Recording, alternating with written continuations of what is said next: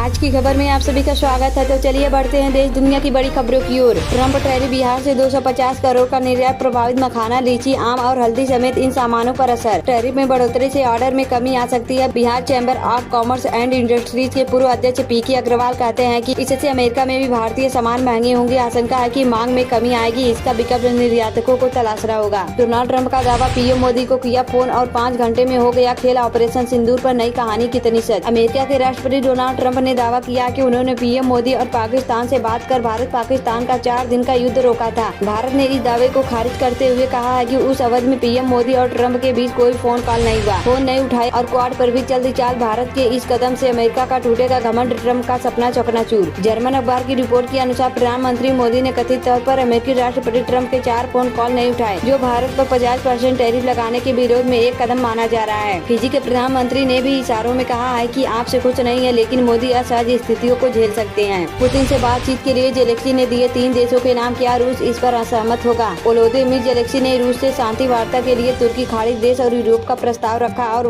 Vladimir Putin की सहमति पर संशय है। रूस अपनी शर्तों पर अड़ा है। 4 दोस्तों की मौत के आरोपी कार ड्राइवर को भेजा जेल, गमगीन माहौल में हुआ अंतिम संस्कार। ग्रेटर नोएडा के कुलेसरा पुश्ता रोड पर हुए दर्दनाक हादसे में 4 दोस्तों की मौत हो गई है। वे रील बनाने के लिए निकले थे, तभी एक तेज रफ्तार वैगन आर कार ने उनकी बाइक को टक्कर मार दी। पुलिस ने आरोपी कार चालक को गिरफ्तार कर लिया है। मृतकों के परिवार में मातम छाया हुआ है और उनका अंतिम संस्कार कर दिया गया है। देखिएगा मेक इन इंडिया का असली पावर। पीएम मोदी बोले, अब यूरोप जापान में चलेगी भारत में बनी मारुति। 27 घंटे चला सर्च अभियान, युवक युवती के नाले में मिला शव। इतनी गोलियां मारेंगे कि सीएम योगी और विधायक सलम मणि त्रिपाठी को किसने दी जान से मारने की धमकी। देवरिया के गोरखपुर रोड स्थित ओवर ब्रिज के नीचे मजार बनाने व उसका दायरा बढ़ाने के मुद्दे पर उठाने पर इंटरनेट मीडिया पर सदर विधायक डॉक्टर सलम मणि त्रिपाठी को धमकी मिली है। सीएम योगी आदित्यनाथ को मजार में हाथ लगाने की चुनौती दी है। साइबर थाने की पुलिस मामले की जांच कर रही है। दौड़ रही थी गाड़ियां, अचानक धंस गया तवी नदी पर बना पुल, सामने आया खौफनाक मंजर। जम्मू में बारिश और लैंडस्लाइड की वजह से भारी तबाही मची है। वैष्णो देवी की यात्रा भी स्थगित कर दी गई है। मंगलवार को तवी नदी पर बना पुल अब अचानक गिर गया जब उस पर गाड़ियां दौड़ रही थी।